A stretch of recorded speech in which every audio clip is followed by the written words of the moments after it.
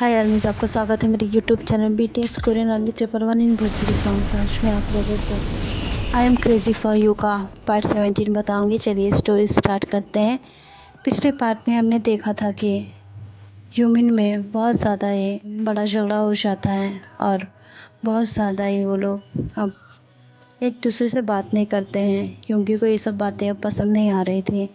वो शायद जीवन को पसंद करने लगा था, रीज़न नहीं था। और हम देखते हैं हमारे तेकुक जो कि बहुत ज़्यादा ही अब अपने आप को एक दूसरे के लिए बहुत ज़्यादा एक्साइटेड देखते हैं। ते जब भी जेके के करीब आता है तो जेके अपना सेंस खो देती है। यहाँ पर ते जो कि उसकी आंखों में देखता हुआ कहता है कि मैं आगे नहीं बढ़ूँगा जब तक तुम नहीं चाहोगी। ते जो कि जेके को किस करता है और बहुत ज़्यादा उसे किस करता है, उसके नेक पर, उसके लिप्स पर। उसे इस तरीके से किस करने के बाद वो उसके क्लोथ को रिमूव करने लगता है और उसके अपर बॉडी को फुल नेकेड कर देता है और उसे सक करने लगता है और बहुत ज़्यादा ही प्यार से उसे किस कर रहा था। ते जो कि अब नीचे बढ़ने वाला होता है, बहुत ज़्यादा एक्साइटेड लग रहा था। ते जब जेके को गले लगाता है और फुल बॉडी का वेट उस पर देता है तो फिर जेके की तो आंखें बड़ी हो जाती हैं क्योंकि वो फील कर पाती है कि ते कितना ज़्यादा हार्ड है। तो ये फील होते ही वो बहुत ज़्यादा शाय फील करने लगती है। ते जो कि बहुत ज़्यादा है उसे अब खुद के पास महसूस करना चाहता था। जेके जो कि उसके अपर बॉडी फुल नेकेड होती है तो जो कि उसके नीचे के क्लोथ को भी निकालने जा रहा था। जेके जो तुरंत ही आंखें खोलती है और उसे पुश करके वॉशरूम में चली जाती है। ते जो कि बहुत ज़्यादा ही शॉक हो जाता है और उसे ऐसा लगता है कि जेके शायद उसे पसंद नहीं करती है क्योंकि ते ने कॉलेज में देखा था कि जेके किसी से हंस हंस के बातें कर रही थी। ये निशांत होता है, निशांत जो कि उससे बदला लेने के लिए उसे अच्छे से बातें कर रहा था क्योंकि जेके ने उसकी फ़र्स्ट डे बहुत ज़्यादा इंसल्ट कर दी थी क्योंकि वो जेके के साथ फ्लर्ट कर रहा था। उस टाइम जेके ने बिल्कुल भी सिंदूर और मंगलसूत्र को नहीं पहना था, जिससे उसने जेके को अनमैरिड समझ लिया था। बट जेके तो मैरिड थी। और जब नेक्स्ट डे वो जब फुल एकदम जेके ते की वाइफ बन के जाती है तो सबकी नज़रें ही फटी की फटी रह जाती हैं, सबके दिल टूट जाते हैं। और इस तरीके से जो निशांत होता है उसे बहुत ज़्यादा ही अब फ्लर्ट करने का मन था तो वो जेके से कहता है कि तुम सिंदूर और मंगलसूत्र के बिना और ज़्यादा खूबसूरत और हॉट लगती हो। बस इतना ही कहना था तो जेके से 2-3 स्टेप पा जाता है। उसका बदला लेने के लिए वो जेके से दोस्ती करता है और उसके पास रहता है। ते को ये चीज़ें नहीं पसंद आती हैं। जेके तो पहले तो अपनी कॉलेज में ये नहीं बताना चाहती थी कि वो मैरिड है और उसका हस्बैंड कौन है। इस वजह से वो अपने फेस को कवर करके कॉलेज में आती थी। यहाँ पर ते जो कि उसके पीछे ही खड़ा होता है।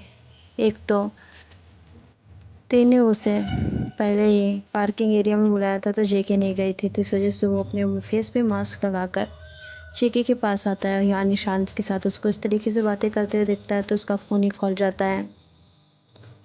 जेके जो कि महसूस कर पाती है कि कोई उसे देख रहा है और वो जैसे ही सर ऊपर करके देखती है तो वो शायद उस शख्स को पहचान पा रही थी, लेकिन उसे ये डर था कि पता नहीं वो है भी या नहीं। इस वजह से उसने इसे इग्नोर कर दिया था। इस तरीके से जेके के इग्नोर से ते वहाँ से चला जाता है। ये सब तो ते जब याद करता है तो उसका खून ही खोल जाता है और वो अब जेके से बिल्कुल भी बात नहीं करता है और कहता है कि मैं किसी काम के लिए अब बाहर जा रहा हूँ तो मैं 1.5 महीने बाद आऊँगा, तो अपना ख्याल रखना। और वो तुरंत ही अपनी पैकिंग करके निकल जाता है।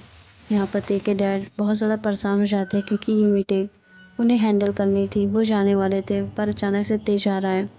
इसका मतलब तेको के बीच में ज़रूर झगड़ा हुआ होगा जिससे वो बहुत ज़्यादा ही बुरी तरीके से चले गया। यहाँ पर हम देखते हैं जेके जो कि वॉशरूम में होती है और उसके पैर के पास ब्लड होता है और वो बहुत ज़्यादा ही रो रही थी क्योंकि ये टाइम उसके पीरियड्स का था और इस ऐसे में वो बिल्कुल भी ते को एक्सेप्ट नहीं कर पा रही थी और ये सब वो ते को बताने में थोड़ा शाय फील कर रही थी।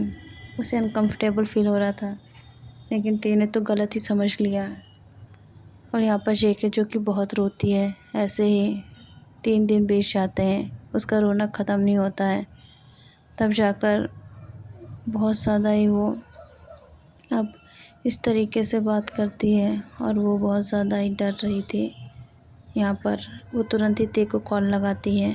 पहले वो बहुत सोचती है, लेकिन फिर वो कॉल लगाती है। 2-3 बार कॉल करती है पर ते नहीं उठाता है।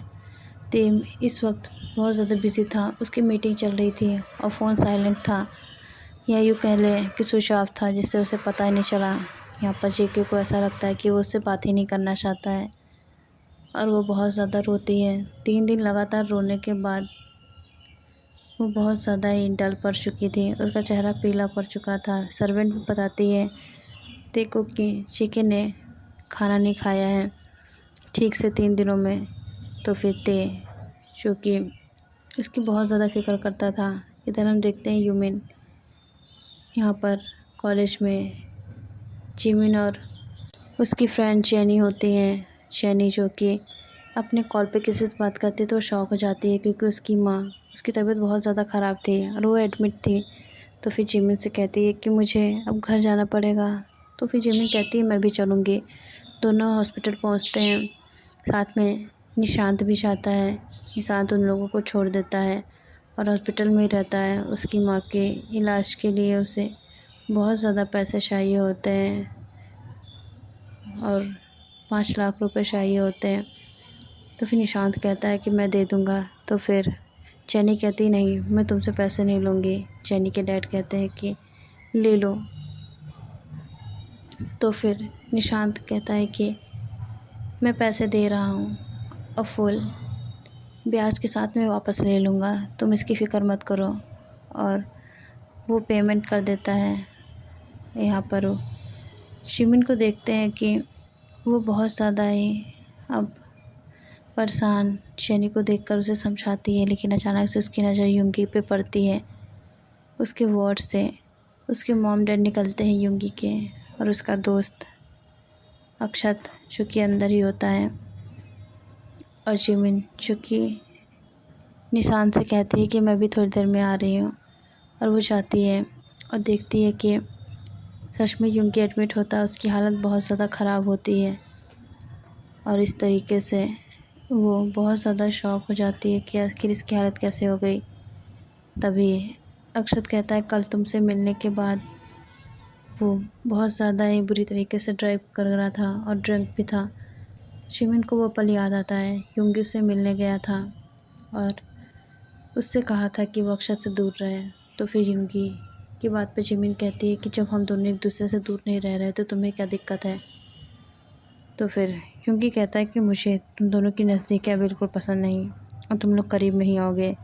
जिमिन कहती है मैं आऊँगी आऊँगी आऊँगी। युंगी उसे कस के पकड़ के किस कर लेता है और उसके लिप्स पे बाइट भी कर रहा था। जिमिन जो कि ये सब देखकर शॉक हो जाती है और वो युंगी को दूर ढकेल कर एक स्लैप मारती है और कहती है निकल जाओ यहाँ से, तुम जैसा घटिया इंसान मैंने आज से पहले कभी नहीं देखा। युंगी जो कि ये सब सुनने के बिल्कुल भी तैयार नहीं था, लेकिन उसको सुना दिया गया तो तुरंत ही वहाँ से चला जाता है और बहुत ज़्यादा ही सिचुएशन बिगड़ जाती है। और युंगी जो कि वहाँ से आने के बाद बहुत ज़्यादा ड्रंक होके ड्राइव कर रहा था, जिससे उसका एक्सीडेंट हो जाता है। जिमिन ये सब याद करके बहुत ज़्यादा परेशान हो जाती है। यहाँ पर युंगी को भी होश आ गया था तो अक्षत वहाँ से चला जाता है और वो युंगी से पूछती है कि तुम्हें देखकर गाड़ी चलानी चाहिए थी और तुम इतना ड्रंक क्यों थे। तो जिमिन की बात पे युंगी कहता है कि वैसे भी तुम्हें मेरी फ़िक्र क्या है, तुम जाओ यहाँ से और मत आना मेरे पास, तुम्हें कोई दिक्कत नहीं होनी चाहिए, मैं जीऊँ या मरूँ। जिमिन जो कि उसे गुस्से में कहती है कि मुझे कोई फ़र्क नहीं पड़ना चाहिए, तुम पागल हो क्या, इस तरीके से कोई बिहेव करता है क्या। यहाँ पर यूमिन जो कि लड़ने लगते हैं। इन लोगों की लड़ाई जो कि बहुत ज़्यादा चलती है। यहाँ पर हम देखते हैं कुकी जो कि बहुत ज़्यादा इंतज़ार करता है, तो शाम को ते कॉल करता है। तो फिर ते कहता है कि सॉरी, वो मैं थोड़ा सा अपनी मीटिंग में बिज़ी था, इस वजह से तुम्हारा कॉल नहीं उठा पाया, स्विच ऑफ था कॉल। क्या हुआ है, तुम ठीक से खाना नहीं खा रही हो क्या? सर्वेंट बता रही थी। तो फिर जेके कहती है कि नहीं ऐसा नहीं है, मैं खाना खा रही थी। तो फिर ते कहता अच्छा ठीक है, मैं कॉल रखता हूँ। तो फिर जेके कहती है ठीक है, आप अगर रखना चाहते हैं तो रख दीजिए। ते कहता है कि ठीक है। तो फिर जेके कहती है कि क्या सच में आपको कॉल रखना है? तो ते सोचता है कि कैसी लड़की है, खुद ही कहती है रखो, फिर खुद ही इस तरीके से मना करती है। ये चाहती कैसा कुछ समझ में ही नहीं आता है, और वो कॉल रख देता है। तो यहाँ पर जेके का मुंह बन जाता है और वो बहुत ज़्यादा ही शॉक थे और उसे फिर से रोना आ रहा था। ओके आर्मी, जिस पार्ट को मैं एंड करती हूँ, नेक्स्ट पार्ट में जानेंगे कि अब आगे क्या होगा। क्या सच में ते कुक कभी एक हो पाएंगे या फिर नहीं, या यूमिन में अभी भी झगड़ा होता रहेगा। इन सब के लिए तो मुझे अब आगे स्टोरी बढ़ानी पड़ेगी। तो आप लोग प्लीज़ कमेंट करके बताइए आप लोगों को नेक्स्ट वन शॉट में कौन सी स्टोरी चाहिए, कैसी स्टोरी चाहिए, और फिर टॉप कौन होगा। तो कमेंट में आप लोग प्लीज़ टॉप तो बिल्कुल ही लिखिएगा, क्योंकि दोनों ही सब लोग कह रहे हैं टॉप चाहिए, तो ऐसा थोड़े होगा। आप लोग प्लीज़ आप लोग सोच समझ कर दीजिए मुझे कि किसको टॉप चाहिए आप लोगों को। या तो हम टॉप जिमिन करें या तो टॉप यूंगी। अब कोई आदमी अगर टॉप यूंगी बता रही है, कोई जिमिन बता रही है, तो ये डिसीज़न लेना बहुत ज़्यादा मुश्किल होगा। लेकिन फिर भी मैं कोशिश करूँगी कि जिसके ज़्यादा वोट हो मैं उसको टॉप करूँ। तो आप लोग प्लीज़ वोट कीजिए। बाय आर्मी, सरांगे, love you so much army.